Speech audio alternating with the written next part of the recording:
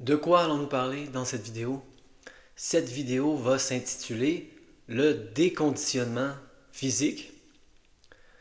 Mais si vous n'êtes pas déconditionné physiquement, évidemment, je l'espère, vous allez quand même trouver des conseils intéressants.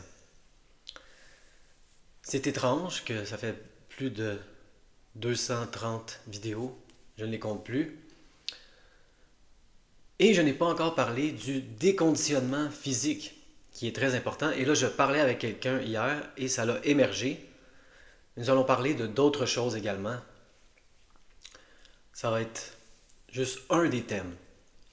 Donc, je parlais avec quelqu'un de nouveau. Elle ne pourra pas regarder cette vidéo. D'habitude, je fais la vidéo en me disant, ah oui, la personne va le regarder, ça va donner plus de feedback. Elle ne parle qu'anglais. Elle ne parle pas français. Et elle m'a découvert, on pourrait dire, sur la chaîne de Jim Prusak. Et elle voulait absolument me parler parce qu'elle a mal partout. Et aussi, c'est une écrivaine qui avait le syndrome de la page blanche. Le bloc de l'écrivain, ils appellent ça en anglais, writer's block. Et donc, elle voulait me parler, parce que j'ai eu le bloc de l'écrivain, j'ai eu le syndrome de la page blanche, et j'avais mal partout. Et elle me disait qu'elle travaille avec un coach, on pourrait dire, depuis 2 ans. Mais elle a travaillé avec des gens qui, lui par exemple, a eu mal au dos pendant quelques années. Et souvent, on a le sentiment que on veut travailler si on a mal partout avec quelqu'un qui a mal partout. Et ça, je comprends ce sentiment-là. On ne veut pas travailler avec quelqu'un qui a eu mal au coude pendant 1 an. C'est comme ça. Ultimement, ce que je voudrais dire, c'est qu'il n'y a pas de différence. Si on travaille avec quelqu'un qui a eu mal au coude pendant 1 an, quelqu'un qui a eu mal au dos pendant 2 ans, les conseils qu'ils peuvent vous donner, parce que sûrement ils connaissent ça en général, mais même par rapport à leur propre expérience, le concept pour éliminer sa douleur dans notre dos pendant 2 ans est en essence le même que éliminer, comme moi, la douleur généralisée partout dans le corps après 8 ans. Donc, ultimement, je voulais faire cette précision, mais je comprends tout à fait le sentiment, si on a mal partout, de vouloir parler à quelqu'un qui a eu mal partout. C'est très rassurant. Toujours une espèce de sentiment, on se dit, oui, mais toi, tu as juste eu mal au dos pendant 2 ans. C'est pas assez. C'est étrange. Mais je comprends tout à fait le sentiment. Et moi, comme je le dis souvent, la première personne dont j'ai regardé les vidéos sur YouTube était Tanner Murta. Et lui, il était en piteux état. Vraiment, en piteux état. Je dirais pas qu'il avait mal partout, mais il y avait... Waouh! Il allait pas bien. Il n'allait pas bien. Donc cette personne-là, c'est ça, m'a vu sur la chaîne de Jim Prusak. Elle a vu que j'avais mal partout et là, elle voulait absolument parler avec moi. Donc on a commencé à parler. Et là, elle a commencé à parler des symptômes. Et ça, je veux en parler justement, de parler des symptômes. J'en parle souvent. Elle commence à me dire qu'elle se sent comme si elle a mal partout. Il y a des milliers de piqûres d'abeilles comme ça sur son corps en même temps.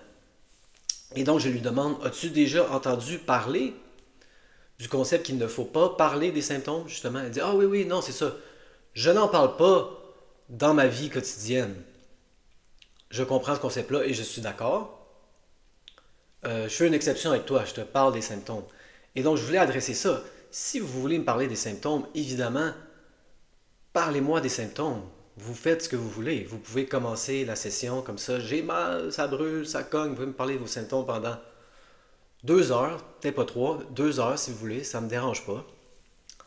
Et évidemment, moi, c'est ça, je vais vous donner comme feedback. Peut-être, si vous n'êtes pas capable de ne pas parler des symptômes, parlez-en moins, au moins. Ça va sûrement être ça mon feedback, mais tout est utile. Si vous me parlez des symptômes, c'est utile. J'écoute, et là, je vois votre relation avec les symptômes, et ça m'aide à vous aider. Donc, je voulais clarifier ça. Si vous voulez parler des symptômes, parlez-moi des symptômes, évidemment. Surtout si vous dites, non, non, c'est ça, je n'en parle pas dans la vie quotidienne. Mais là, je voulais faire une exception avec toi.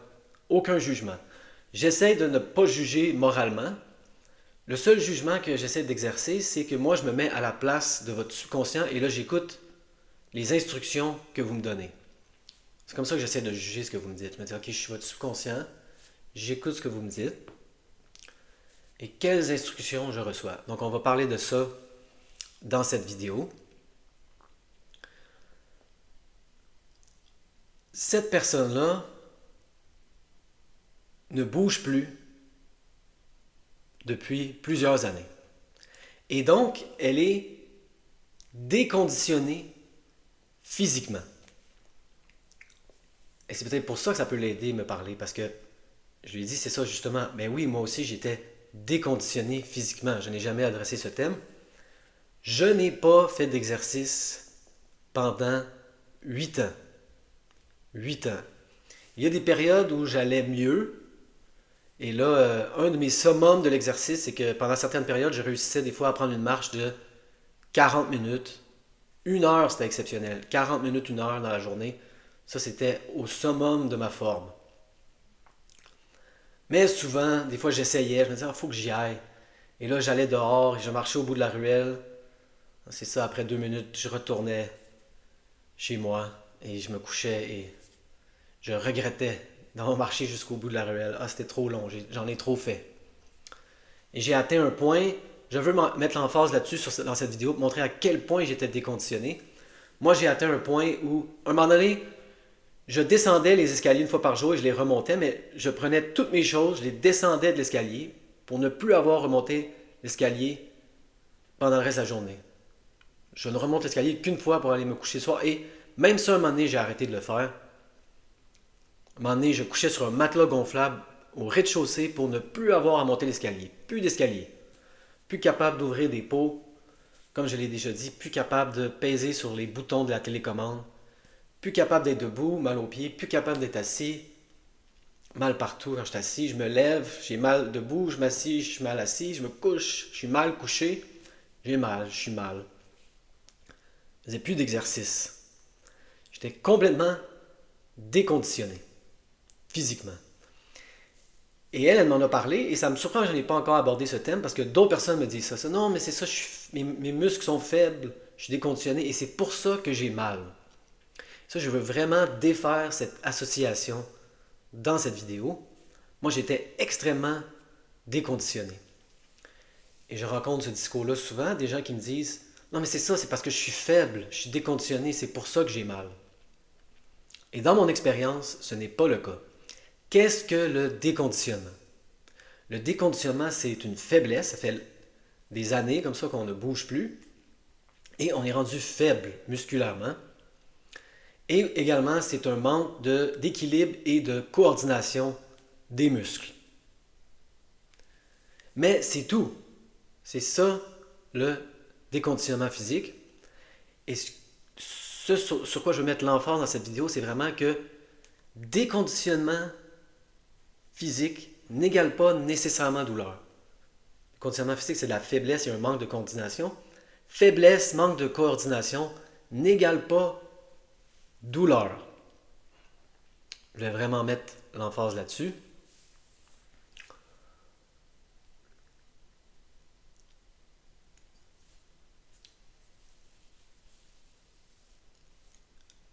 Déconditionnement physique, c'est seulement de la faiblesse.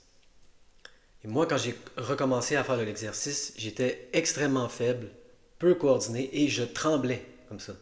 Si j'essayais de lever un poids, par exemple, mes mains, mes bras tremblaient. Quand j'ai commencé à essayer de redescendre des escaliers, des longs escaliers surtout, maintenant, quand je descends un escalier, je descends d'un pas ferme comme ça. Mon pied trouve la marche immédiatement. Ma jambe comme ça cherchait, tâtait dans le vide, tremblait entre les marches. Donc j'étais extrêmement faible, je le sentais, et je manquais de coordination et d'équilibre, mais de plus en plus, j'ai réalisé que faiblesse et manque de coordination n'égalent pas douleur. Il faut vraiment défaire cette association dans votre esprit. C'est tout ce que c'est le déconditionnement physique, être faible. Et ça ne veut pas dire ça qu'il faut être en douleur. Donc cette personne-là à qui je parlais voit un physiothérapeute. Et ça, c'est intéressant comme thème. Sarno, John E. Sarno, lui, au début, il laissait les gens faire de la physiothérapie en parallèle avec ce que lui appelait le travail TMS. Il se disait, ça ne peut pas faire de tort, ça les fait bouger. Mais de plus en plus, il réalisait que c'était contre-productif et que ça envoyait des signaux mixtes au subconscient. Ça mettait les gens dans l'état d'esprit structurel. Il y a quelque chose qui ne va pas avec mon corps. Et moi, j'irais plus loin, c'est ça, et je dirais que pour moi, personnellement, faites ce que vous voulez avec cette information, j'associe le physiothérapeute avec être brisé, avoir un problème physique. Pourquoi on va voir un physiothérapeute? Parce qu'on a un problème. Et le but d'aller voir le physiothérapeute, c'est de ne plus voir le physiothérapeute. Quand on va mieux, quand on va bien, on ne voit pas un physiothérapeute. Donc, toujours se poser cette question-là. Mon subconscient m'observe et il se demande quel signal je lui envoie. Suis-je en santé? Suis-je brisé ou malade? Donc, ce que je vous dirais, moi, c'est si on va voir un physiothérapeute, quel message envoyez-vous à votre subconscient? Que vous avez un problème, que vous êtes brisé. Et moi, ce que je vous conseillerais, et c'est ce que j'ai fait, c'est d'aller voir, j'ai consulté moi des coachs, des entraîneurs, des thérapeutes, mais d'en voir que des gens en santé voient. Comme j'avais une coach pour le stretch, vous pouvez faire du yoga. Posez-vous toujours ces questions-là. Est-ce que les gens en santé font du yoga? Oui. Est-ce que les gens en santé voient des coachs ou des entraîneurs physiques au gym ou à la salle de sport? Oui. Donc, c'est ça que je conseille. Faites des choses de gens qui sont en santé. C'est ça que j'ai fait. Je me suis dit, je ne vais plus voir les physios. Les physios, ça l'envoie à mon subconscient l'idée que je suis brisé, que je suis malade. Qui je vais aller voir à la place? Ça peut être rassurant à travailler avec quelqu'un. Je vais aller voir un entraîneur qui m'a aidé à faire de la musculation. Et ils me le disaient tous, hein, ils me disaient, wow, tu es déconditionné physiquement. Mais moi, c'est ça, par le temps que je constate, j'avais fini mon reconditionnement de la douleur. Comme ça, j'étais encore, à la fin, très déconditionné physiquement. Et là, à un moment donné, je n'avais plus mal, je n'avais plus de symptômes. Mais j'étais encore déconditionné physiquement. Ils me le disaient tous, ils disaient, waouh, tu es vraiment déconditionné. J'essayais de faire les machines comme ça et j'essayais de lever des poids, je tremblais, je manquais de coordination. Mais je n'avais pas mal, je n'avais plus mal. Il n'y a pas de lien entre le déconditionnement physique et les niveaux de douleur dont vous faites l'expérience. Quand on fait de l'exercice, évidemment, ça brûle un peu les muscles. Moi, j'ai toujours trouvé que ça fait du bien. C'est de la bonne douleur. Et là, le lendemain, on est peut-être raqué. On a de l'acide lactique dans les muscles. Et ça, moi, je ne sais pas pour vous, j'ai toujours aimé ce sentiment-là. C'est une bonne sensation pour moi. Le lendemain, on fait ouf, oh, j'ai bien travaillé physiquement. C'est comme une espèce d'engourdissement que j'ai toujours apprécié. Ce n'est pas douloureux. Ou si ce l'est, faire de l'exercice physique quand ça fait longtemps, ça brûle un peu les muscles. Ce n'est pas les niveaux de douleur dont vous faites l'expérience. Ça, c'est la douleur neuroplastique. Et il faut vraiment défaire l'association entre exercice physique et les niveaux de douleur dont vous faites l'expérience. Surtout si vous commencez mollo, pas assez pour justement être raqué le lendemain. Vraiment, là, je vois pas de raison pourquoi vous auriez les niveaux de douleur que vous avez. C'est sûr, là, quand on commence à pousser le corps un peu plus, là, il y a un certain niveau, on va appeler ça de l'inconfort physique, mais ce n'est pas la douleur neuroplastique là, dont vous faites l'expérience. Je ne sais pas si je veux faire une vidéo de 40 minutes là-dessus. On a exploré des thèmes complexes. Ça, c'est un thème un peu plus simple. Mais pour récapituler, oui, c'est ça. Vous pouvez me parler des symptômes. Vous pouvez me parler de ce que vous voulez. Elle me parlait des symptômes. Et là, elle me disait, je ne peux pas faire ci. Je ne peux pas faire ça. mon étendue de mouvement est très limitée. Très limitée. Et là, c'est ça que je vous dis. Moi, je me mets à la place de votre subconscient, j'écoute ce que vous me dites et je prends vos instructions littéralement. Donc, ne pas parler des symptômes, ce n'est pas assez. C'est la base, on ne parle plus des symptômes, mais le but, c'est d'arrêter de remarquer. Moi, j'ai remarqué qu'elle faisait ce que j'appelle remarquer. Elle remarquait. Je ne peux pas faire ci, elle ne peut pas faire ci, donc elle dit qu'elle ne peut pas faire ci. Elle ne fait que perpétuer ce cercle. Mon étendue de mouvement est limitée. Son étendue de mouvement est limitée. Elle continue de dire que son étendue de mouvement est limitée. Brisez ces cercles de prédiction, brisez ces cercles où vous ne faites que remarquer ce qui se passe en ce moment. Je remarque que je ne peux pas faire ci, je remarque que je ne peux pas faire ça, je remarque que l'étendue de mes mouvements est limitée. Vous brisez ça et vous commencez non seulement à ne plus parler des symptômes ou à en parler de moins en moins, à dire, à créer le futur que vous voulez. C'est vraiment une des clés pour moi du reconditionnement de la douleur. Pas juste ne pas parler des symptômes, avoir une bonne confession. Et là, de plus en plus, dire je peux faire ci, je peux faire ça. L'étendue de mes mouvements s'amplifie et s'agrandit. J'ai de plus en plus une grande étendue de mouvement. C'est vraiment une des clés du reconditionnement de la douleur. Osez imaginer que votre subconscient vous écoute et il prend tout ce que vous dites à la lettre, comme des instructions. Imaginez ce scénario. Imaginez ce scénario et vous allez vraiment changer votre perspective sur qu'est-ce que vous dites. De plus en plus, vous allez vous attraper et vous allez dire « Oh mon Dieu, qu'est-ce que je viens de dire? » Et là, on ne se blâme pas, on ne se tape pas sur les doigts. On réalise « Ok, je viens d'envoyer une mauvaise instruction à mon subconscient. Je viens de dire « Je ne peux pas faire ci, je ne peux pas faire ça. » On ne se tape pas sur les doigts, on corrige. « Non, je peux faire ci, je peux faire ça. » Mon étendue de mouvement devient de plus en plus grande. C'est une des clés, ça. J'essaie de rester dans l'essentiel dans cette vidéo, de ne pas me perdre dans les détails. Et là, elle me demandait comment j'avais fait. Comment tu as fait pour devenir indifférent aux symptômes? Et je lui expliquais que j'ai atteint un point. Elle est encore au niveau où elle juge son état par ses symptômes. Donc, si les symptômes sont bas, elle va bien. Ah, j'ai eu des bonnes journées, mes symptômes sont bas. Ah non, j'ai une mauvaise période, les symptômes sont hauts. Vous jugez votre état avec la hauteur de vos symptômes.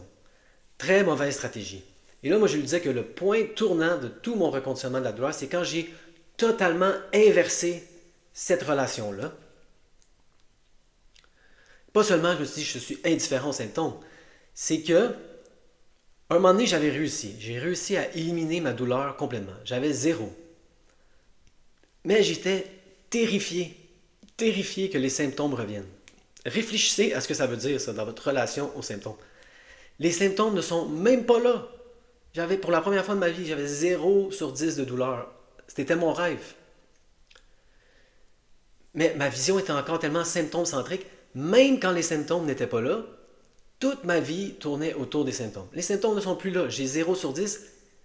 Qu'est-ce qui se passe dans ma tête? J'ai peur que les symptômes reviennent. Ah, si les symptômes reviennent. Si les symptômes reviennent. Et moi, je pensais que c'était ça, faire le reconditionnement de la douleur. J'étais là, j'ai réussi le reconditionnement de la douleur. J'ai 0 sur 10. Mais là, je suis terrifié que les symptômes reviennent. Et j'ai réalisé que ce n'est pas ça le reconditionnement de la douleur ultimement. Si on veut aller au bout et éliminer les symptômes, il faut vraiment inverser notre relation avec les symptômes.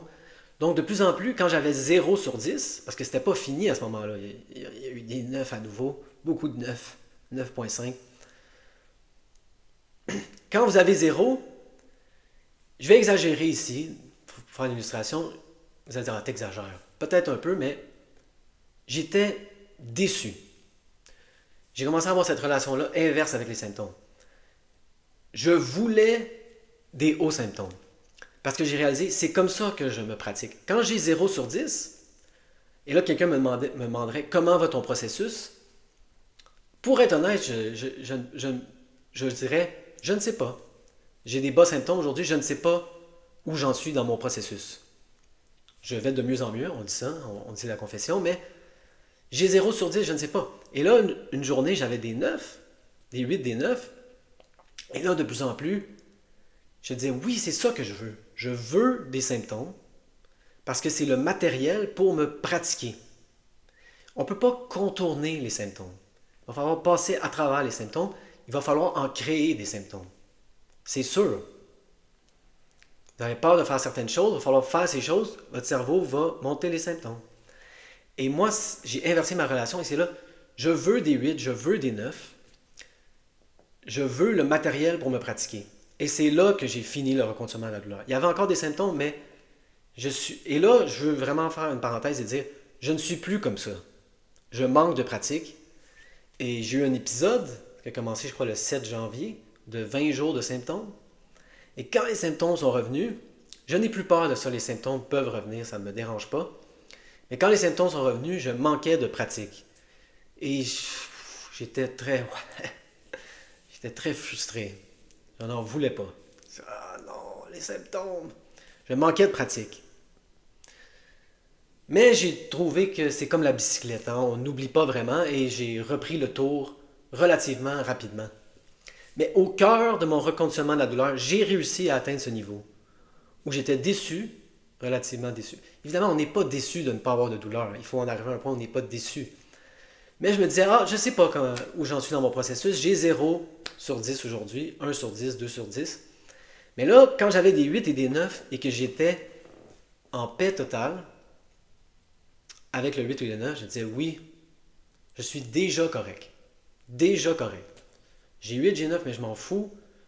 Je sais qu'il n'y a aucun problème avec mon corps. Je ne suis pas brisé. Je suis simplement un peu déconditionné. C'est le seul problème que j'ai. Et là, elle me dit, mais comment tu as réussi à atteindre ce niveau-là? Elle dit, pour moi, ça fait 2 ans qu'elle fait ça. Elle dit, c'est inimaginable, atteindre ce niveau-là. Et pour être honnête, c'est ça, elle a reçu le message de ne pas trop faire de travail TMS. On entend souvent ça. Ne lisez pas trop de livres. Lisez les livres, 2, 3 livres, comprenez le concept de base. Ne regardez pas des vidéos toute la journée. Elle a entendu ce conseil-là. Je suis relativement d'accord avec ce conseil. Mais moi, je vais utiliser ce terme, je ne l'ai jamais utilisé. Elle m'a dit, comment as-tu fait? Et on parlait en anglais et j'ai dit, je me suis carrément brainwashé. Je me suis lavé le cerveau, je me suis fait un lavage de cerveau. Comme quand on veut rentrer dans une secte. Vraiment, là, c'est ça l'image, ou se convertir à une religion. J'ai bombardé mon cerveau de rien d'autre, juste cette information-là. Et ça, ils disent de ne pas faire ça. Elle dit que c'est ça, elle se lève le matin et des fois, elle écoute comme 1 heure, 1 heure et demie de podcasts et de vidéos de TMS. Et moi, ça, je ne conseillerais pas de faire ça. C'est ça, c'est long, ça, 1 heure, 1 heure et demie. Ça, c'est regarder toutes ces choses-là comme d'affilée. Moi, je voulais la connaissance. Donc, je lisais le plus de livres possible. J'ai essayé de lire tous les livres. Je n'ai pas eu le temps de toutes les lire en 4 mois, parce que ça m'a pris juste entre 4 et 6 mois. Donc, j'ai continué à les lire même après, pour aider d'autres personnes. Mais moi, j'ai lu tous les livres et j'ai regardé le plus, je ne dirais pas que j'ai regardé toutes les vidéos, j'ai regardé le plus de vidéos possible, mais pas d'un coup comme ça. Je n'ai jamais regardé comme 1 heure ou 2 de suite. Je me levais le matin et là, j'écoutais une vidéo Get Going. J'avais le goût de rester assis. Oh non, j'ai beaucoup de symptômes aujourd'hui, je vais prendre ça relax. Et là, j'écoutais une vidéo qui me disait non, défi, challenge les symptômes constamment. Et là, j'allais faire du jogging. Et là, je revenais du jogging. Et qu'est-ce que j'ai fait? Je me frappais la tête comme ça. Des fois. Je ne veux pas faire semblant que j'étais super zen tout le long du processus, là.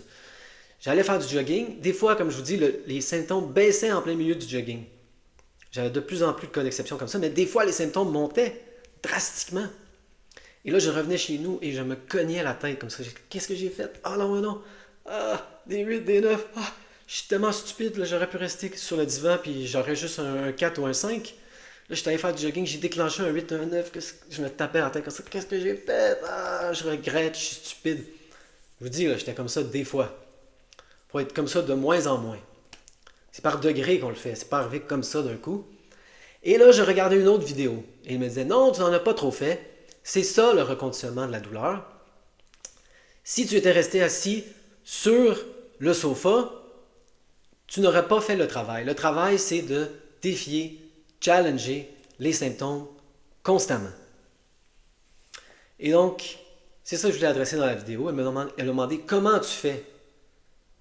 Elle m'a appelé un guerrier. Elle a dit, t'es comme un guerrier du reconditionnement de la douleur.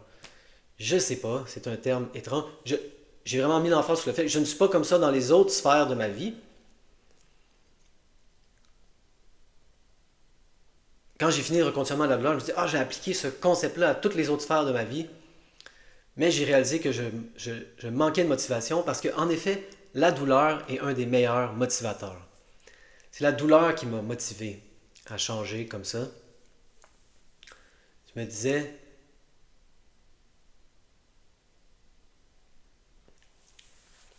je vais réussir le processus.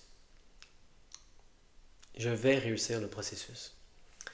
Et moi, j'ai regardé des quantités incroyables de vidéos, mais pas 1 heure ou 2 heures de suite. C'était vraiment des aides entre les activités. C'est vraiment ça qui a été la clé. Mais je vais réutiliser ce terme. Je considère que je me suis brainwashé, pour utiliser le terme anglais. Je considère que je me suis lavé le cerveau. Je me suis fait un lavage de cerveau avec les messages de reconditionnement de la douleur, de travail TMS. Quand j'écoutais les vidéos des gens en anglais, après une certaine période, je savais d'avance ce qu'ils allaient dire, même si c'était une nouvelle vidéo que je n'avais jamais vue. Parce que j'ai internalisé leur voix, j'ai internalisé leur message. Ah oui, là, il va dire ci. Ah oui, là, il va dire ça. Et j'ai regardé les commentaires, leurs réponses. Je savais la réponse avant même de cliquer dessus. Je lisais une question ou un commentaire, et là, je voyais qu'il y avait une réponse de la personne, le YouTuber, et là, je cliquais et je savais qu'elle allait dire ça. Et donc, j'ai vraiment internalisé. Je sais comment Tyler Murtaugh pense, je sais comment Jim Prusak pense, je sais comment Dan Buglio pense. J'ai internalisé ça. Je me suis lavé le cerveau avec leurs messages.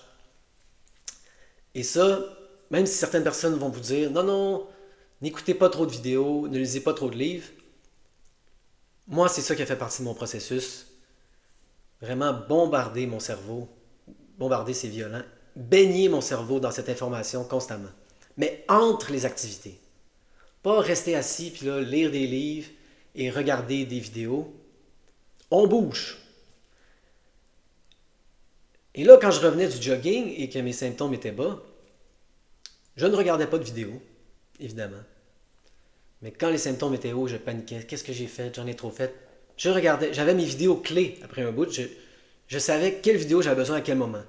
Je revenais du jogging et là, j'étais oh, les hauts symptômes, qu'est-ce que j'aurais pas dû? Et là, je regardais une vidéo.